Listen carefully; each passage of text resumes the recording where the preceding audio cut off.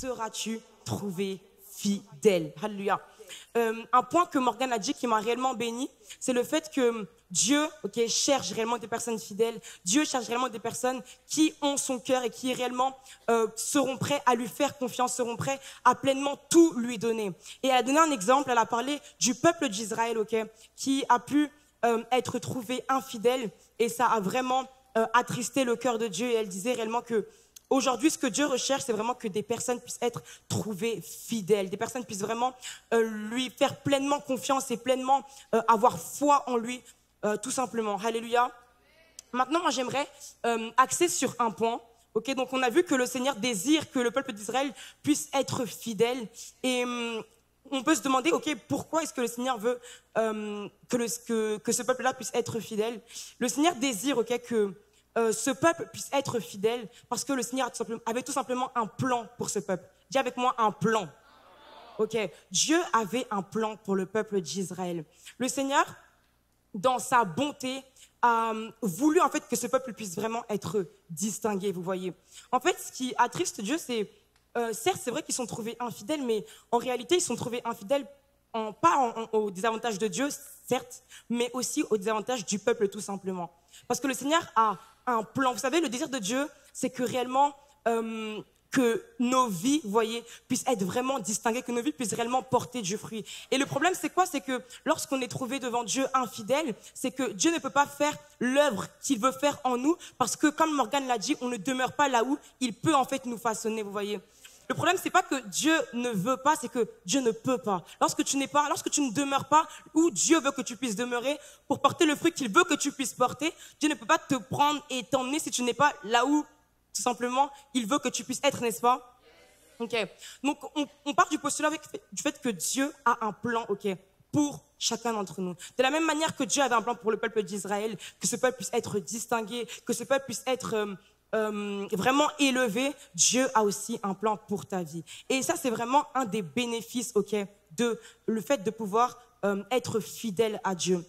Et des fois, on n'est pas fidèle à Dieu parce que on réalise pas à quel point lui-même c'est un Dieu fidèle. Voilà pourquoi j'aimerais aujourd'hui, lors de mon méditation, vous exhorter sur le fait que Dieu est fidèle. C'est vrai que Dieu nous demande, de pouvoir être fidèle envers lui, mais c'est quand on réalise à quel point ce Dieu-là est fidèle que la vérité, nous-mêmes, on va encore plus s'attacher à ce Dieu-là qui est fidèle. Amen. Amen. On va prendre l'exemple de 3 hommes qui ont vraiment fait confiance à Dieu. Et comme je l'ai dit, le but de Dieu, du fait qu'on soit trouvé fidèle, c'est que notre vie puisse porter du fruit. C'est dans Jean 15 qui va dire que le Seigneur désire que nous puissions, que celui qui demeure planté, qui porte du fruit. C'est pas celui qui est par-ci, par-là, non, c'est celui qui réellement demeure, qui réellement porte du fruit. D'où le fait que Dieu veut qu'on puisse être trouvé fidèle. Amen. On va rapidement voir ensemble une histoire que vous connaissez, l'histoire de Shadrach, Meshach et Abednego. J'aimerais que vous puissiez prendre vos Bibles dans Daniel, à partir du verset 3, chapitre 3, à partir du verset 15. Donc, je vais expliquer le contexte. Je vais expliquer le contexte. Donc, ici, on va voir 3 hommes qui étaient en fait fonctionnaires pour un roi. 3 hommes qui étaient fonctionnaires pour un roi. C'était des juifs, mais qui étaient assez distingués dans le peuple.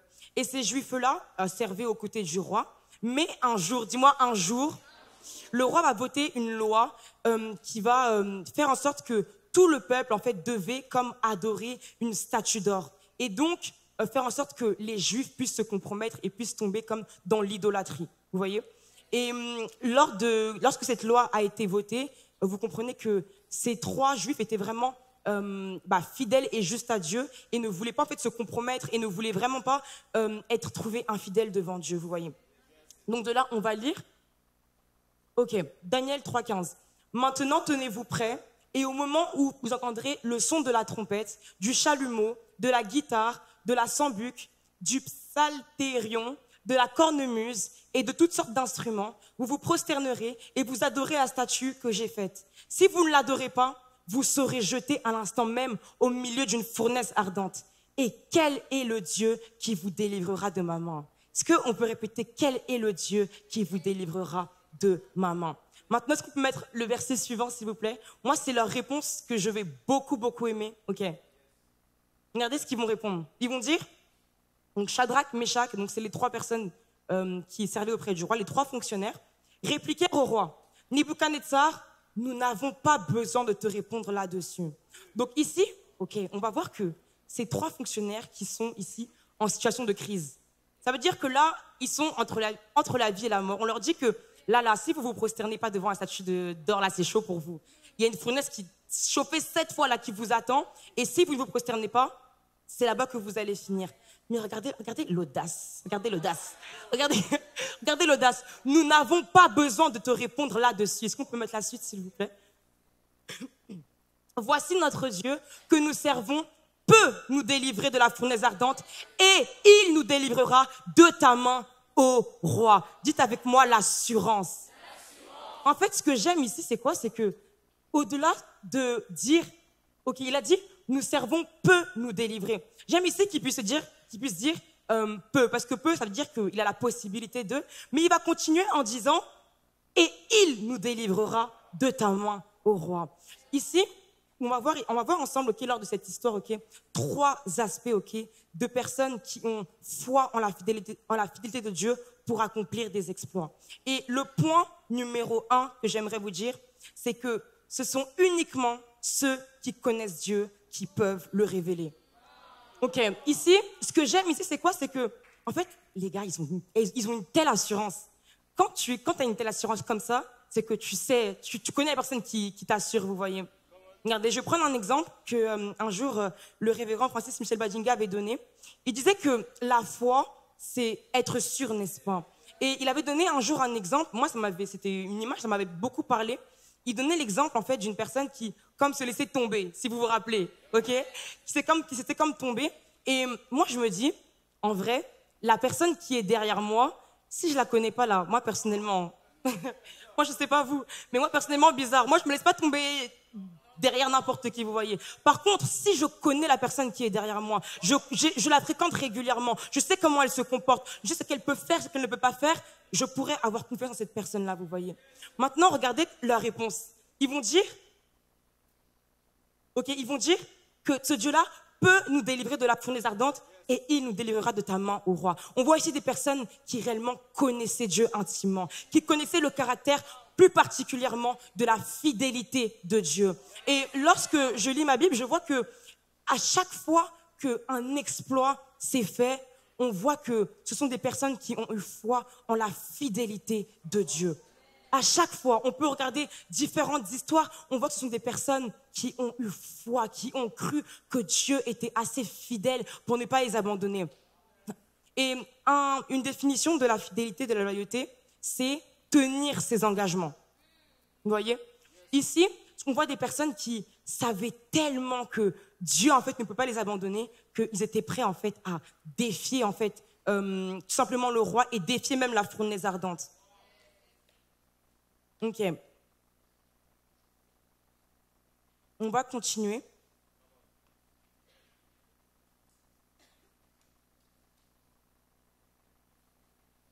Je vais continuer et je parle ici, n'est-ce pas, d'avoir confiance en Dieu, en sa fidélité pour pouvoir réaliser des exploits avec Dieu.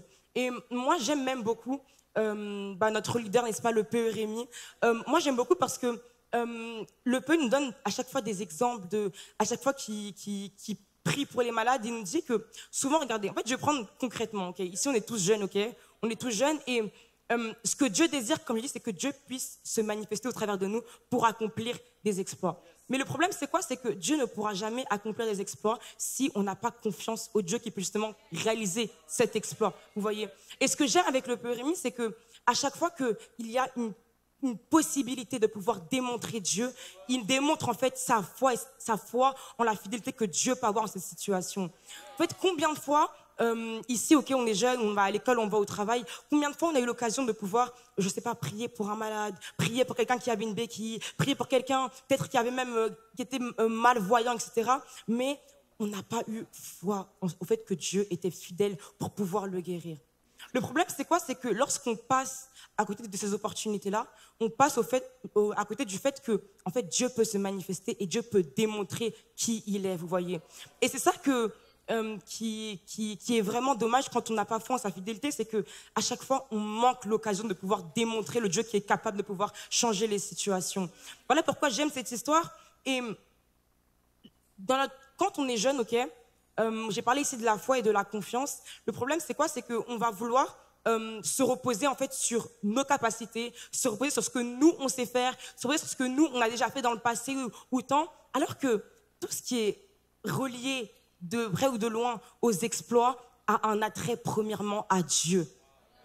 En fait, ici, là, Shadrach, Meshach et Abednego, ils n'ont pas regardé à leur capacité. Ils n'ont pas regardé à ce qu'eux pouvaient faire. Ils n'ont pas regardé à ce qu'eux pouvaient résister au feu ou pas. Mais ils ont regardé au Dieu, my God. En fait, ils ont regardé à Dieu. Et le problème, c'est qu'aujourd'hui, Dieu désire qu'on puisse être des jeunes qui marchons dans les miracles, dans les signes, dans les prodiges. Mais Dieu ne te demande pas ça parce qu'il connaît ta vie. Il sait comment tu es. Il sait que des fois, ça peut un peu être compliqué. Il sait que des fois, ça peut... Voilà. Mais ce Dieu-là, veut pas que tu puisses mettre ta foi en toi-même, mais que tu puisses mettre ta foi au Dieu qui peut faire les choses. Et c'est dans ces moments-là et dans ces situations-là que Dieu peut se démontrer et que des exploits peuvent être faits par ta vie. Est-ce que tu peux dire des exploits sont faits par ma vie? Alléluia, amen. J'en viens alors avec mon deuxième point, c'est avec Dieu que nous ferons des exploits. Alléluia. Comme je le disais, les exploits sont un attrait à Dieu. J'aimerais dire, ok, aujourd'hui à un jeune qui des fois peut-être doute de lui, qui des fois se dit que c'est pour les autres, qui se dit que ce que moi je peux faire avec ma vie, c'est pas ce que d'autres pourraient faire. J'aimerais te dire que ici, ça ne dépend pas de toi. Ça dépend du Dieu qui marche avec toi. Et si on grandit dans notre révélation de qui est Dieu, notre révélation du Dieu qui est fidèle, je vous assure qu'on fera vraiment des choses merveilleuses, au-delà de ce que nous pouvons penser, au-delà de ce que nous pouvons imaginer. Alléluia. Alléluia. Je vais prendre un verset qui va ici.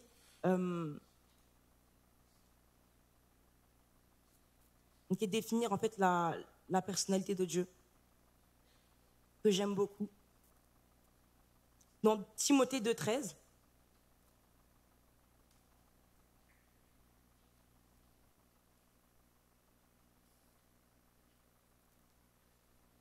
il va dire, si nous sommes trouvés infidèles, il demeure fidèle, car il ne peut se renier lui-même.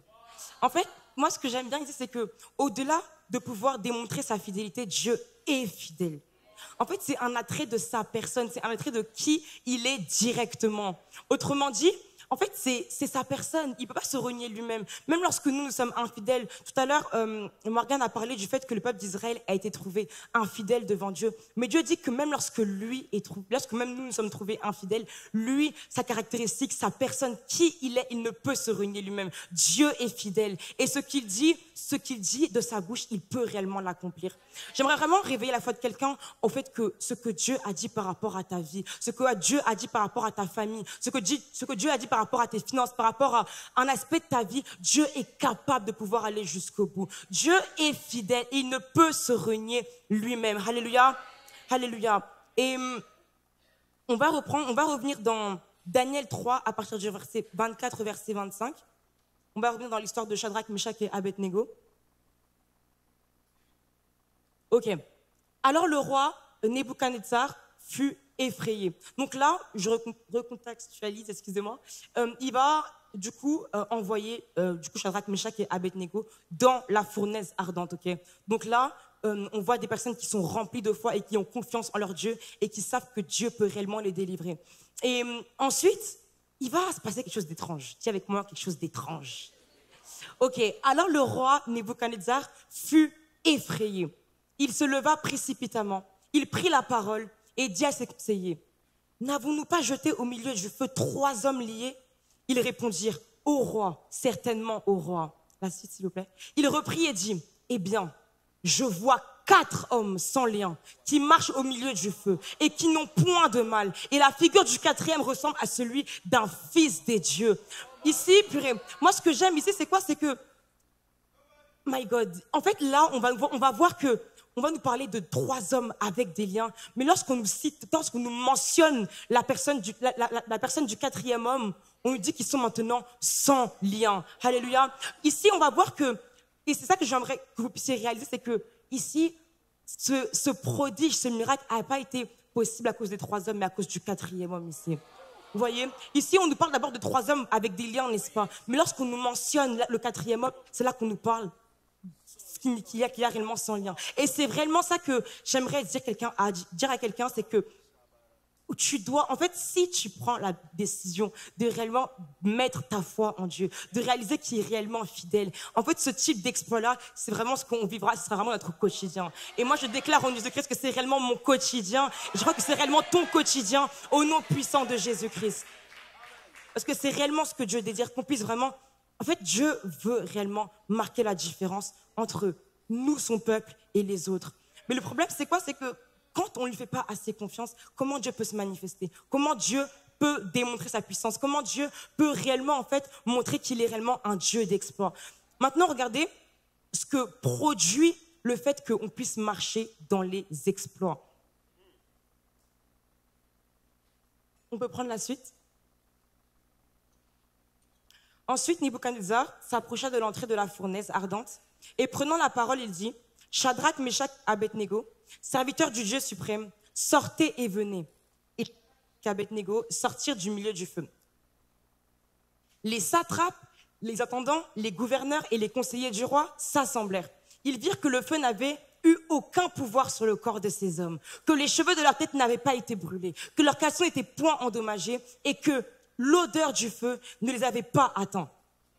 Ensuite, Nebuchadnezzar prit la parole et dit, « Béni, my God ». Regardez, quelqu'un qui avait érigé une statue d'or, hein, regardez ce qu'il va dire. « Béni soit le Dieu de Shadrach, de Meshach et d'Abednego, lequel a envoyé son ange et délivré ses serviteurs qui ont eu confiance en lui et qui ont violé l'ordre du roi et livré leur corps plutôt que servir et d'adorer aucun autre Dieu que leur Dieu. » Ici, c'est le but de pourquoi Dieu veut qu'on puisse faire des exploits. Dieu veut qu'on puisse marcher dans les exploits parce que le but, c'est qu'au travers de nos vies, d'autres puissent réaliser le Dieu qu'on sert. D'autres puissent réaliser qu'il y a un Dieu qui est vivant, qu'il y a un Dieu qui peut réellement délivrer, qui peut réellement changer ta situation. Le but de Dieu, c'est que par ta vie puisse réellement être un témoignage pour d'autres, que ta vie puisse réellement porter le fruit pour que d'autres se disent, purée, mais si elle y arrive, mais c'est que ce Dieu-là est réellement réel. Si cette personne-là est passée de telle situation à telle situation, c'est que mon Dieu, le Dieu qu'elle prie est réellement réel. Mais le problème, c'est quoi? C'est que des fois, on avance dans notre vie chrétienne, mais qu'est-ce que tu vas aller raconter aux autres? Quel exploit est-ce que tu pourras aller témoigner à d'autres personnes? C'est ça le problème. Et ce que Dieu veut, c'est que nous puissions réellement marcher dans les exploits. C'est que réellement, on puisse, comme ces 3 hommes, réellement avoir confiance en lui pour qu'au travers de nos vies, des exploits puissent être faits. Amen. Et je crois que réellement, c'est réellement notre vie, que nous sommes vraiment ces jeunes réellement qui mettons notre confiance en lui, ces jeunes qui réellement avons foi et vraiment qui avons foi en la fidélité de Dieu pour accomplir des exploits au nom de Jésus. Alléluia. Maintenant, regardez, moi, un truc qui me bénit ici, c'est que, vous voyez la manière dont ces 3 hommes parlaient dès le début. En fait, ils parlaient du 4e homme comme si, dès le début, ils le voyaient déjà. Vous voyez? En fait, comment ils répondaient au roi, moi-même, ça m'a choqué. J'ai dit, dès le début, il va leur dire, oh, par rapport à ça, là, pas besoin de te répondre là-dessus. En fait, c'est comme s'ils voyaient déjà, en fait, le 4e homme avec qui il était. En fait, il s'agirait qu'on soit des jeunes qui réellement marchent avec cette assurance-là qu'on a un Dieu qui marche avec nous. Et c'est lorsque on marchera avec cette assurance-là, lorsqu'on marchera et qu'on réalisera le Dieu qui marche avec nous, qu'on pourra vraiment accomplir des choses merveilleuses avec Dieu. Et ce passage-là me rappelle un passage que je vais vous lire tout de suite. Tac, tac, tac. Ok, Hébreux 11, 27. Ici, on va nous parler, d'Abraham. Certains connaissent le verset. Et Abraham, on va voir ici, je vais lire, Hébreux verset 11 au verset 7. C'est par la foi qu'il quitta l'Égypte, sans être effrayé de la colère du roi, car il se montra ferme, comme voyant celui qui est invisible. Je vais relire, ok? C'est par la foi qu'il quitta l'Égypte. Okay, donc on nous dit que Abraham, c'est par la foi qu'il quitta l'Égypte, sans être effrayé de la colère du roi, car il se montra ferme comme voyant celui qui était invisible. En fait, il s'agirait que dans notre confiance en Dieu, on est tellement confiance en lui et en ce qu'il peut faire que on marche avec Dieu comme si en fait on le voyait. Et ce qui fait que on a vraiment la foi, c'est que à terme, d'autres aussi le voient comme nous le voyons. Alléluia. Et j'aimerais que on puisse vraiment au travers de ce court message, ok, moi, le but de l'exhortation, c'est vraiment que quelqu'un ici puisse réaliser que Dieu marche avec toi. Tu es jeune, Dieu marche avec toi. Tu es jeune, tu peux marcher dans les exploits. Tu es jeune, tu peux marcher dans les miracles. Tu es jeune, tu peux marcher dans la guérison. Tu es jeune, tu peux marcher dans des signes, des prodiges et ce qui n'a jamais été vu auparavant parce que Dieu est avec toi. Amen. Amen. J'aimerais